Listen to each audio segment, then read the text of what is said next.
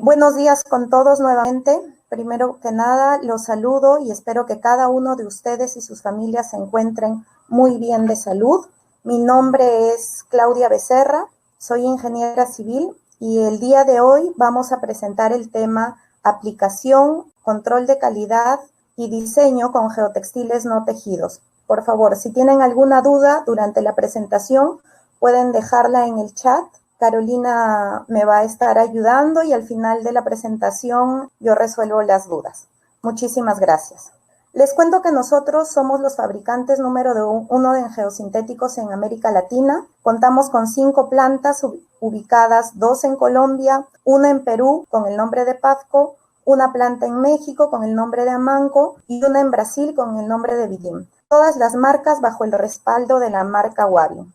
Vamos a iniciar explicando qué es un geotextil no tejido. El concepto de geotextil es el de tela filtrante. Su definición según la norma ASTM D4439 es la de un geosintético permeable que consiste exclusivamente de textiles. Los geotextiles son usados en suelos, en roca, tierra y cualquier otro material geotécnico como parte integral de un proyecto o estructura o sistema hecho por el hombre. Por el proceso de fabricación, los geotextiles pueden ser tejidos o no tejidos. Hoy vamos a presentar los no tejidos. Los geotextiles no tejidos son estructuras planas formados por fibras o filamentos orientados aleatoriamente, interligados por procesos mecánicos, térmicos o químicos. Para las personas que nunca han visto un geotextil no tejido, visualmente y al tacto es muy parecido a una franela, obviamente con otro tipo de comportamiento hidráulico y de resistencias, ¿no?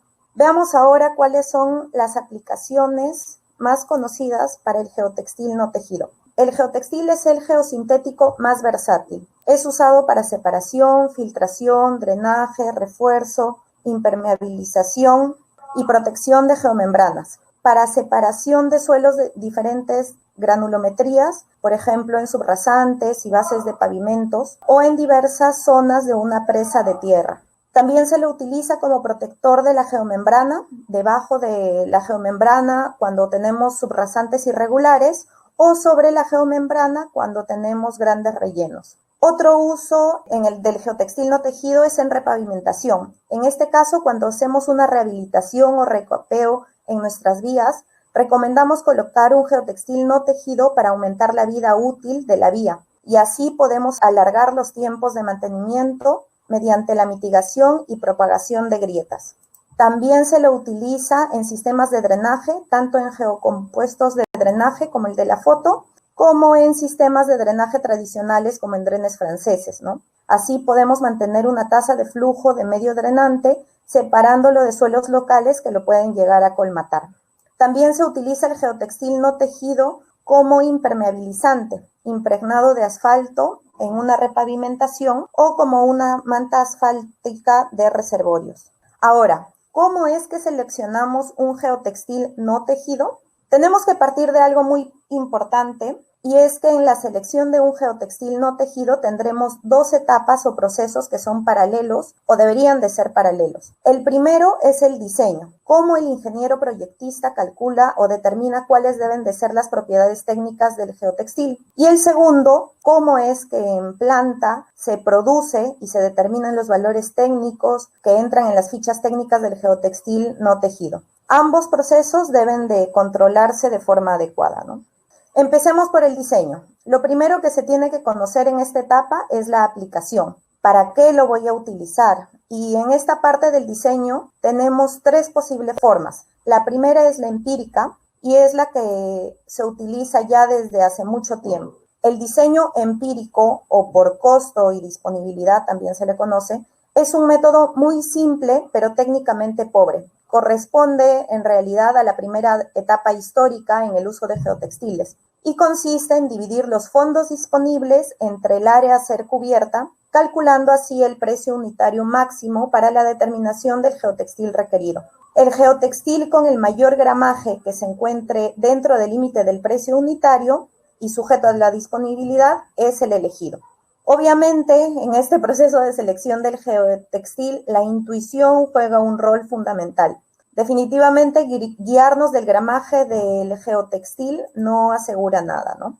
Y les voy a poner una analogía. ¿Qué pesa más? ¿Un kilo de oro o un kilo de algodón? Ambos pesan lo mismo, ¿no? Pero si cambiamos la pregunta y comparamos un kilo de cada producto, ¿cuál tiene mayor resistencia? Pues el oro obviamente tiene más resistencia. ¿Y cuál de ambos productos tienen mejores propiedades hidráulicas? Pues el algodón tendrá mejores propiedades hidráulicas. Pasa lo mismo con los geotextiles no tejidos. Por ejemplo, nosotros como PAPCO fabricamos estos 3 tipos de geotextiles. Geotextiles no tejidos de polipropileno de fibra corta, geotextiles no tejidos de poliéster reciclado de fibra corta y geotextiles no tejidos BIDIM de poliéster de filamento continuo. Los 3 pueden tener el mismo peso, que en este caso, en esta gráfica, es de 200 gramos por metro cuadrado. Y si ven la gráfica, las resistencias de los 3 geotextiles son diferentes entre sí. Tenemos 800 newtons para los geotextiles de poliéster de fabricación de filamento continuo de BIDIM, 740 para los de polipropileno de fibra corta. Ambos tienen más del doble de resistencia que el de poliéster reciclado de fibra corta, ¿no? Entonces, concluimos que a pesar de que los 3 pesan los mismos 200 gramos por metro cuadrado, tienen diferentes valores de propiedades mecánicas, en este caso Graf no. Esto no quiere decir que no vamos a utilizar el geotextil no tejido de poliéster reciclado. De hecho, muchos compradores lo prefieren porque es el geotextil más económico, sino que para cumplir los requerimientos de Graf, por ejemplo, voy a necesitar un geotextil del doble de gramaje comparado con el de BIDIM y el de polipropileno. Entonces ahí el precio se duplicaría, ¿no? Aquí tocamos un tema muy importante y es que ya pasamos al otro lado del diagrama de flujo, ¿no? Que es el tema de producción. Y algo que tenemos que tener muy en cuenta es lo concerniente a la materia prima. Aquí, adelantándonos un poco en nuestro diagrama, les vamos a mostrar cómo esta etapa se puede controlar en obra para identificar qué tipo de materia prima es con la que fabricaron el geotextil no tejido. Debemos saber cuál es la materia prima con la que fabricaron nuestro geotextil no tejido. Aquí tenemos polipropileno virgen y poliéster reciclado. Y estas son principalmente las más utilizadas en el mundo en la fabricación de geotextiles no tejidos. Como ven, son de colores distintos. El geotextil final se podría distinguir a simple vista por el color. Sin embargo, muchos fabricantes le ponen aditivos que hacen que quede el color negro, con lo que es difícil distinguirlos a simple vista, como en este video. ¿Y cómo identifico si el geotextil no tejido es de polipropileno o de poliéster en obra? Acá tenemos 2 muestras de geotextil de distinta materia prima. Vamos a tomar un pedazo de cada muestra de estos geotextiles y lo que haremos es sumergirlo en un baldecito de agua. Es una prueba muy sencilla que todo el mundo lo puede hacer en cualquier parte, ¿no?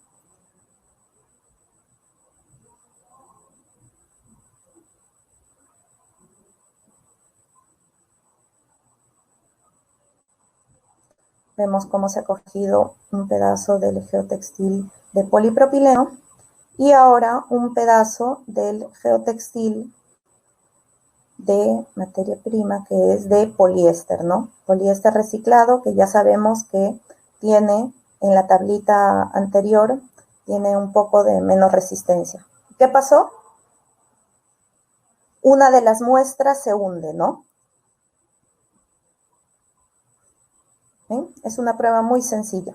Y esto va a pasar porque la densidad del polipropileno es menor a la del agua y la del poliéster es de mayor densidad a la del agua. Es por eso que el poliéster se hunde. Así podemos identificarlo fácilmente en obra. Como ven, trabajar con el gramaje para geotextiles no tejidos es una forma empírica de especificar. Se ha utilizado y se sigue utilizando, pero no es lo recomendable. Ojalá con el tiempo se deje de utilizar. La otra forma posible de diseñar los geotextiles no tejidos es a través de una especificación técnica. El diseño por especificación es muy común y es usado casi exclusivamente cuando se trabaja con entidades públicas, por ejemplo. Con el objeto de aplicar este método se confeccionan tablas de diferentes categorías de aplicación y se las asocia a las propiedades físicas, mecánicas e hidráulicas de estos geotextiles, ¿no? Si bien es cierto, estas tablas es similar para diferentes entidades, los valores numéricos de algunas propiedades difieren y cada agencia tiene su propia perspectiva sobre qué es lo más importante y el método para obtener el cálculo correspondiente, ¿no? En los Estados Unidos existen especificaciones de este tipo en los departamentos de transporte de algunos estados. De hecho, la AASHTO, que es una entidad federal, ha publicado su norma M288, que provee una clasificación de 3 tipos de geotextiles basadas esencialmente en una lista de propiedades de resistencia mecánica que dependen de 3 grados de supervivencia de esfuerzos de instalación. Tenemos los de clase 1, que es para supervivencia a condiciones de instalación severas o agresivas o con gran potencial del daño del geotextil. Los clase 2, que son para condiciones típicas, se pueden especificar si no hay información precisa sobre el caso, sobre el proyecto. Y los clase 3 para condiciones de supervivencia ligera. Por ejemplo, se podría utilizar un clase 3 para obras temporales, ¿no? Entonces, partiendo de esto, la norma nos da una serie de parámetros mínimos para cada una de las aplicaciones que debemos cumplir y también nos da una serie de propiedades hidráulicas que también deberían de cumplir en la aplicación final, ¿no? Entonces, ¿qué haces tú en obra? Dices, no sé, si optas por este tipo de diseño, dices, tengo una obra que va a ser solo de un año, voy a utilizar un geotextil clase 3 y cojo un geotextil no tejido clase 3, que vendrían a ser los que tienen una elongación mayor al 50%, porque estos corresponden al geotextil, los de menor elongación del 50% corresponde al geotextil tejido. Y lo que hago es ver que la ficha técnica del geotextil cumpla como mínimo con estos parámetros, ¿no? Aquí se muestran las tablas con los requerimientos mínimos que deben de cumplir los geotextiles no tejidos para determinadas funciones según el diseño de aplicación para la AASHTO. Entonces, explicamos ya que la norma AASHTO es una forma de diseño por especificación. Otra forma de diseño, y que es la mejor, es el diseño por función. El diseño por función consiste en determinar la función primaria que cumple el geotextil y calcular el valor numérico requerido de las propiedades referidas a tal función. Por otro lado, se obtiene un valor permisible de dicha propiedad para un determinado geotextil y al dividir este valor permisible entre el valor requerido se encuentra el factor de seguridad. Estos son los 10 pasos para seguir el diseño por función. Si nos pusiéramos a hablar ahorita sobre el diseño por función de cada aplicación, probablemente nos demoremos mínimo 1 hora por tema. Así que yo los invito que si están interesados en algún tema, nos contacten y así podemos agendar algunas reuniones para ver cada tema en específico. Adicional, les comento que PAFCO cuenta con el único software en español para diseño de geosintéticos. El software se llama GeoSoft y lo pueden descargar de forma gratuita en nuestra página web. Y así finalmente podemos determinar cuáles son las propiedades técnicas que debe de tener nuestro geotextil no tejido. En resumen, podemos optar en diseñar nuestro geotextil no tejido tanto por especificación, que utiliza las propiedades mínimas, como por función, que utiliza las más indicadas que requieren nuestro proyecto. Y ojo, que inclusive en un diseño por función podemos determinar propiedades que pueden estar por encima o por debajo de lo que manda la especificación AASHTO. En conclusión, tenemos ambas formas de determinar de manera correcta las especificaciones o propiedades técnicas que requiere nuestro geotextil no tejido. Como les había dicho en un inicio, es muy importante ir a la par en el diseño y la producción para tener un buen resultado en la calidad de los geotextiles no tejidos. Es aquí donde nos vamos al otro lado del diagrama. Ya habíamos visto el tema de la materia prima. Ahora veamos la confección y despacho. En esta etapa es donde vemos la importancia de contar con fábricas de última tecnología como tenemos en Colombia, México, Brasil y Perú. Y aprovechamos en invitarlos, estamos viendo la posibilidad de hacer una visita virtual o en todo caso, cuando todo esto de la pandemia pase completamente, pues pueden contactarnos para organizar una visita a nuestras plantas. Como parte del proceso, también es muy importante tener un buen embalaje y un buen lugar de almacenamiento temporal de los rollos del geotextil no tejido en fábrica, para asegurar que los rollos mantengan sus propiedades intactas hasta que lleguen a obra, ¿no? Para contar con un proceso de producción completo, Es muy importante contar con un adecuado control de calidad. Y para tener este adecuado control de calidad es que contamos con dos pasos muy importantes. El primero es realizar ensayos de laboratorio certificados bajo normas internacionales y acreditados. Y el segundo es que finalmente trabajemos con valores MARC.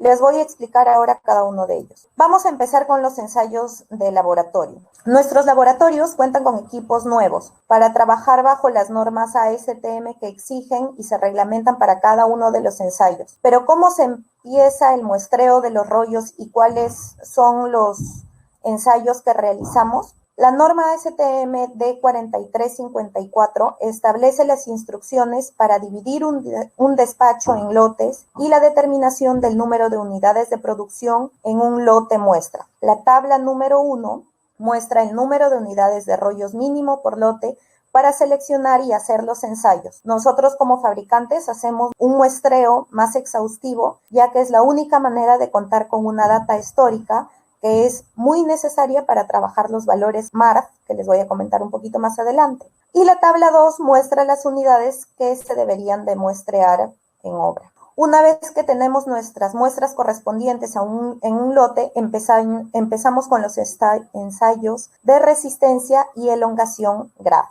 ¿Pero qué mide este ensayo? Aquí lo que queremos ejemplificar es que dos partículas de suelo de material granular de un diámetro específico y bajo una carga determinada se van a mover en direcciones diferentes y van a generar un esfuerzo graf sobre el geotextil no tejido. Por ejemplo, esto ocurre cuando nosotros construimos un colchón drenante como sistema de subdrenaje, el cual consiste en formar una capa de material granular envuelto en un geotextil no tejido. Allí, por ejemplo, el material granular ejerce una tensión graf en el geotextil.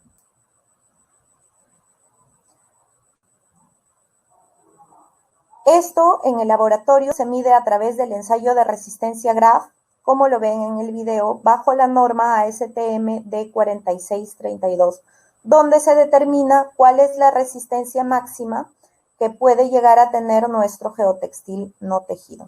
Otro de los ensayos es el ensayo al punzonamiento. Este ensayo mide la resistencia que debe de tener el geotextil no tejido ante el punzón de una partícula angular. Este ensayo es muy importante cuando tenemos una geomembrana y la instalamos sobre materiales muy angulares. Este material angular puede llegar a perforar la geomembrana. Entonces necesitamos determinar cuál es la resistencia de punzonamiento que debe tener nuestro geotextil no tejido para proteger a la geomembrana. Este ensayo se hace bajo la norma STM D6241. Aquí hacemos una acotación importante. Actualmente muchas fichas técnicas aún utilizan la ASTM D4833. Esta norma, que utilizaba antes un pistón de un diámetro de 8 milímetros, fue derogada y ahora se usa esta norma de punzonamiento de CBR con un pistón de 50 milímetros. Entonces, ténganlo en cuenta para sus proyectos porque la norma anterior ya no tiene validez. El siguiente ensayo es la resistencia al rasgado trapezoidal. Puede ser que en alguna de nuestras obras, por algún proceso de instalación no adecuado, se haya generado una especie de corte. Lo que buscamos es que ese corte no se propague y dañe completamente el geotextil. Entonces, el ensayo determina justamente la resistencia que ofrece el geotextil a este rasgado. Y lo hacemos generando un pequeño corte y aplicando una carga para finalmente determinarla bajo la norma ASTM D4533. Y así se determina cuál es esa resistencia mecánica.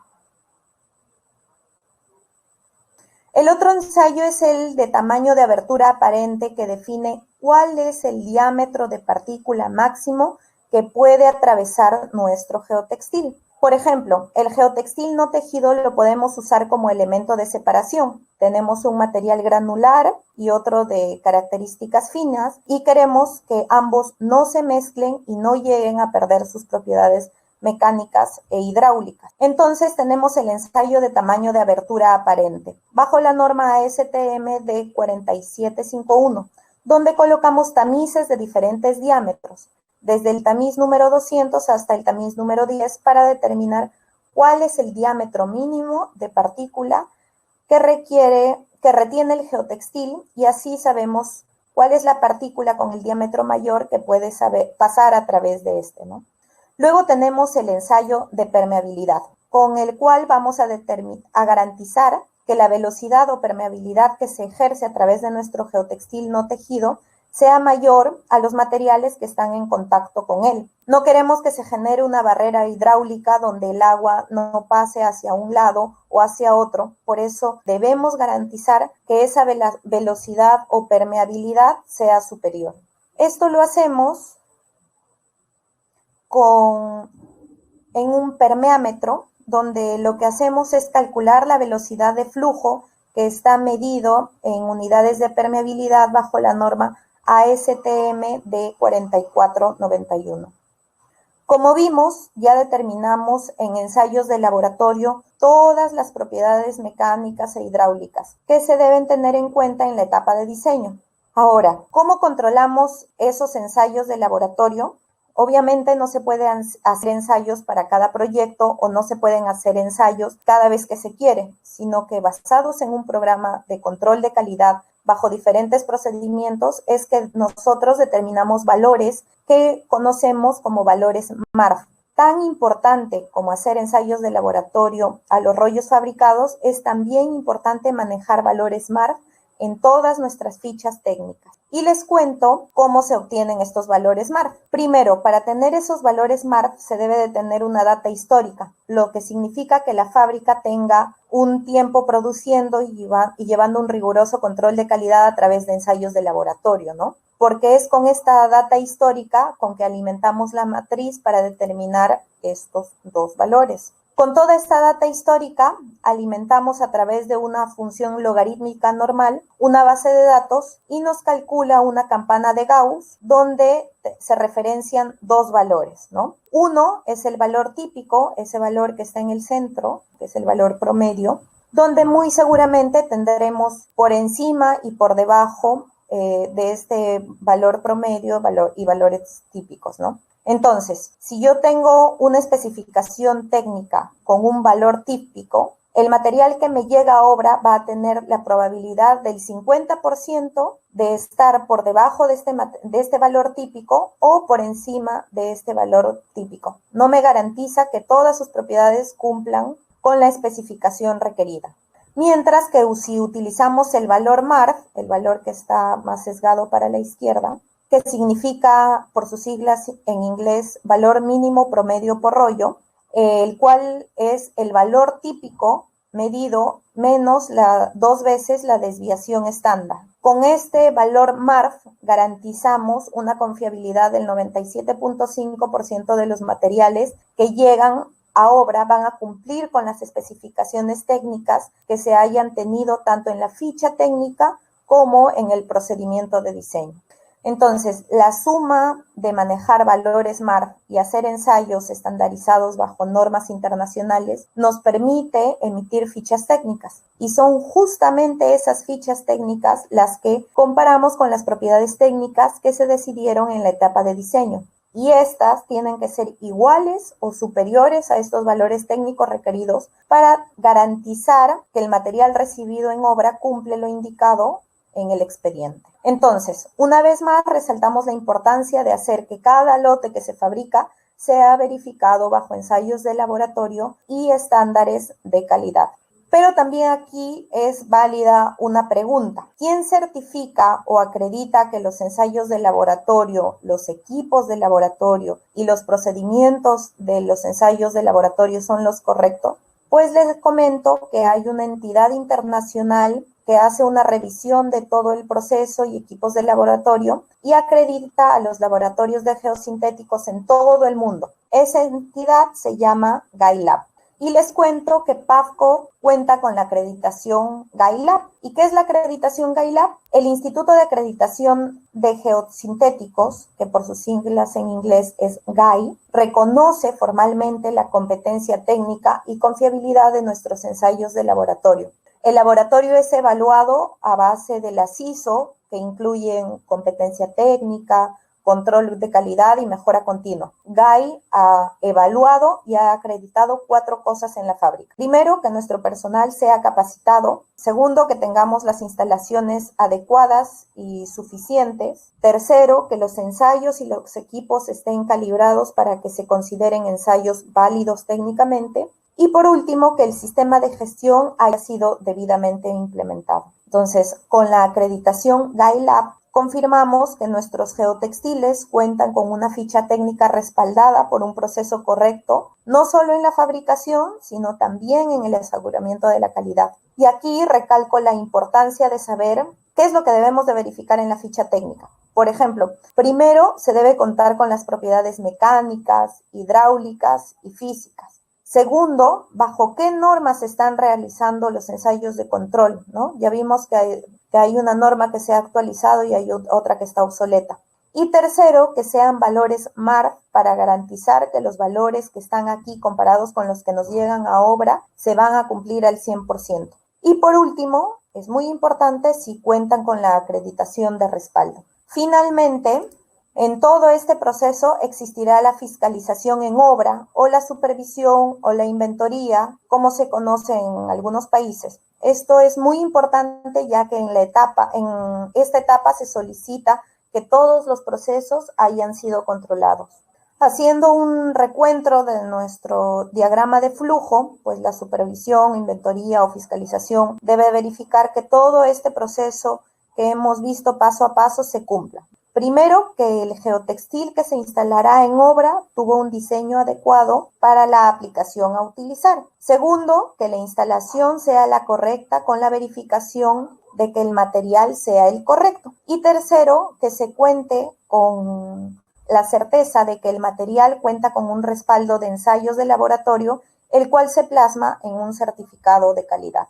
Pero ¿qué pasa si no se hace un diseño en el proyecto? ¿O qué pasa si se trabajó el diseño de manera empírica o por gramaje? Pues lamentablemente solemos encontrar este tipo de problemas en los expedientes técnicos de los proyectos. Por ejemplo, a continuación vamos a ver algunos errores muy comunes que encontramos en especificaciones técnicas de expedientes. Primero, vemos que no ha existido ningún diseño porque mencionan las propiedades de los geotextiles que existen en el mercado y que se aplican a defensa ribereña, como una generalidad. No hay nada específico para este proyecto. Segundo, vemos que se están refiriendo a un nombre, ¿no? Dice NT200, NT300, NT400. Es decir, es un nombre propio de una marca en específica. Y en los expedientes técnicos no se debe referir a marcas en específico, porque eso puede ser hasta ilegal, ¿no? Estás favoreciendo una empresa en específico. Luego ponen como primera propiedad el gramaje,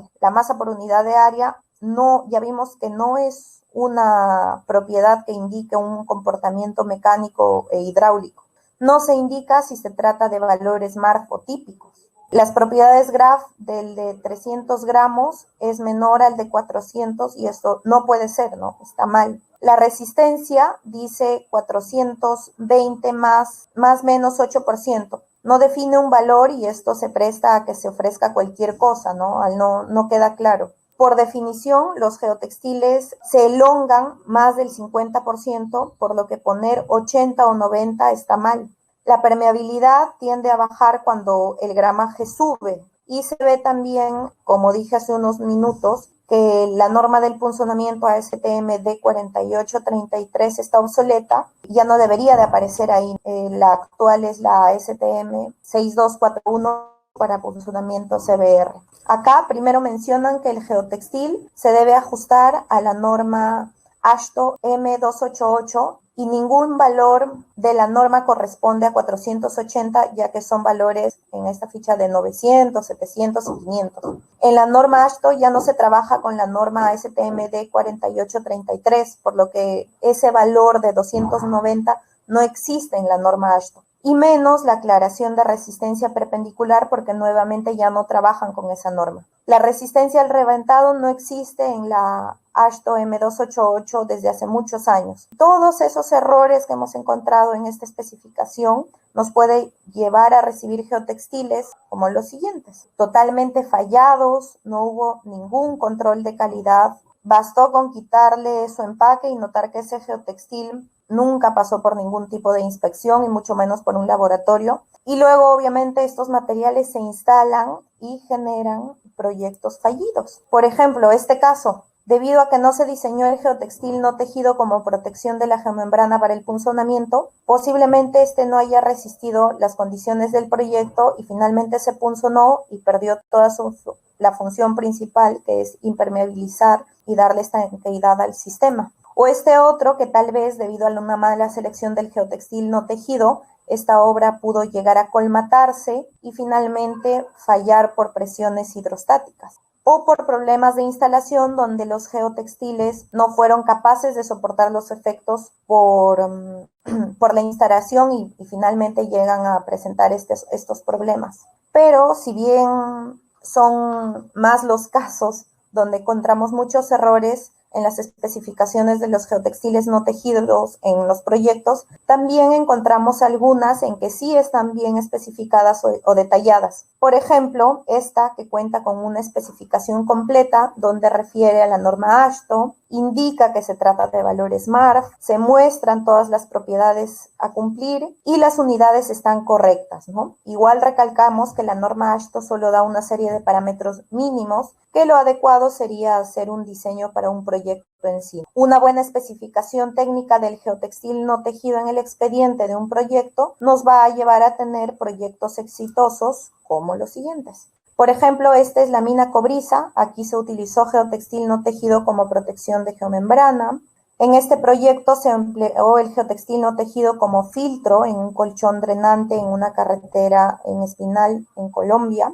En este proyecto utilizamos un geotextil no tejido como separador. En el proyecto Tren San Martín de Ferrocarriles Argentinos. Aquí se empleó el geotextil no tejido para repavimentación en la autopista Inmigrantes en Sao Paulo, Brasil.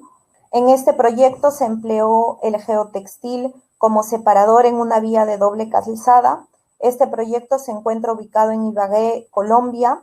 En este otro proyecto, en la mina Santa Elena, se empleó el geotextil no tejido como protección de la geomembrana para una pileta de procesos para una presa de relaves. Este proyecto se encuentra en México, en Sonora, México.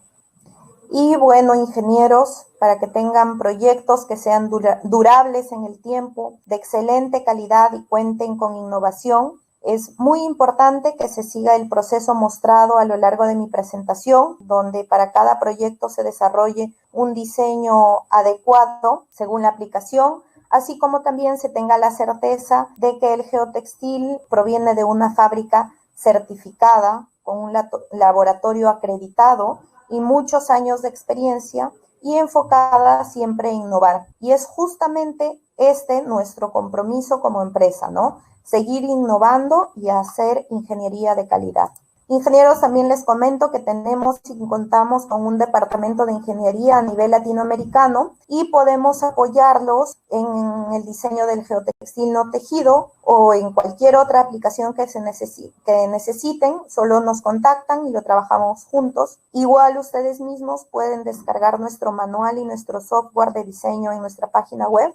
Adicional, les cuento que ahora pueden encontrar nuestros geosintéticos en el software Slide. Slide es un programa de análisis de elementos finitos de la empresa Rock Science, en cuyos análisis incluyen solo los geosintéticos de las empresas más grandes y reconocidas a nivel mundial, ¿no? Eso nos respalda como empresa. Los invitamos a seguirnos en todas nuestras páginas, en todas nuestras redes sociales. Siempre estamos publicando nueva información. De hecho, el software y el manual de diseño que ahorita está colgado pronto se va a actualizar, va a salir una versión más completa. Y bueno, eso sería todo. Muchísimas gracias. Si hay algunas preguntas, creo que me las van a pasar por acá. Acá me preguntan, la pregunta 1. ¿El geotextil blanco sería de polipropileno? Generalmente, la materia prima del geotextil no tejido puede ser el de polipropileno virgen, que sí, la materia prima es color blanca, o la imagen que le mostré, que era la del poliéster reciclado, que es verde. Generalmente no quedan con ese color, ¿no? Siempre se le pone un aditivo que se le conoce como el negro de humo, que es un aditivo que lo que hace es proteger a los geosintéticos de la radiación ultravioleta. Por eso la mayoría de los geosintéticos son negros, por ejemplo la geomembrana, para evitar que estos se degraden. Pero sí hay geosintéticos, me parece que verdes, que son fabricados con las de poliéster reciclado, a los que no se le pone este aditivo y finalmente quedan de ese color, ¿no? Pero la mayoría de geotextiles no tejidos son negros. Acá hay otra pregunta. ¿Qué mantenimiento? Y respecto a la pregunta anterior sobre los colores, los europeos sí dejan hay una empresa europea que sí deja el geotextil blanco, porque el polipropileno que tiene la materia prima que es blanca, no le ponen aditivos y se queda de ese color. Entonces sí puedes encontrar en Europa el geosintético de este color, el geotextil blanco. ¿Qué mantenimiento se le debe hacer al geotextil, digamos, para el caso de un filtro francés? Yo no he visto mantenimientos para el caso de drenes franceses. Lo que yo recomiendo es que se haga un diseño adecuado, no un diseño por especificación, que es muy genérico, sino un diseño por función. El diseño por función hace que tu diseño sea exclusivo, específico para el proyecto en sí. Entonces, con un diseño por función no vas a necesitar mantenimientos, ¿no? Tu diseño va a estar adecuado y tu proyecto no va a fallar. Otra pregunta. Cuando se adiciona ese material granular, generalmente se rompe el geotextil. ¿De qué manera podemos evitar eso? Adicional a eso, los geotextiles tienen unos números, ejemplo, NT2000, NT3000. Justamente para evitar que cuando tú pongas el material granular sobre el geotextil, este se rompa, es justamente por eso que tú haces el diseño, para que en tu diseño tomes en cuenta el tamaño de la piedra el tamaño del material granular con el que vas a poner sobre este geotextil, para evitar que este se rompa, ¿no? Sabiendo el tamaño de la piedra o del material granular que le vas a poner sobre el geotextil y comparándolo con la resistencia a CBR, resistencia al punzonamiento, es que tú eliges el geotextil adecuado que resista estas cargas, ¿no? Y generalmente los geotextiles, el NT2000, el NT3000, son nombres, cada empresa bautiza sus geosintéticos de distintos nombres. Algunos lo hacen, no sé, utilizando el NT, por ejemplo, al no tejido y a una resistencia en específico. Otra pregunta. ¿Cuál es la forma correcta de unión entre dos lienzos de geotextil? Bueno, varía de acuerdo a la aplicación, pero generalmente muchas veces solo es traslape de 30 centímetros, por ejemplo. Va a variar de acuerdo a la aplicación en específico, ¿no? O muchas veces se lo traslapa y se asegura y se lo une amarrándolo o cosiéndolo, ¿no? Depende de la aplicación en específico. Acá hay otra pregunta. Buenos días, por favor. ¿Cómo distingo qué lado debe ir contra el suelo de apoyo y qué lado sobre el material granular que servirá de lecho filtrante? En realidad no existe un lado del geotextil, ¿no? Cualquiera de los dos lados se pueden utilizar. Bueno, esas son todas las preguntas que he podido leer y responder. Si ha quedado alguna sin responder, nos vamos a tomar el tiempo de leerlas y responderlas. Tenemos el registro de sus correos. Como les mencioné, esta charla ha sido muy breve, explicando de forma genérica los geotextiles no tejidos, pero en realidad es un mundo muy amplio. Hay el diseño en específico para cada aplicación. Es una charla que demora 1 hora, 2 horas. Los invito a que nos contacten si están interesados en alguno de estos temas y nosotros gustosos les damos una charla para un tema en específico. Muchísimas gracias por su tiempo, por conectarse y espero que nos veamos más adelante. Gracias, hasta luego.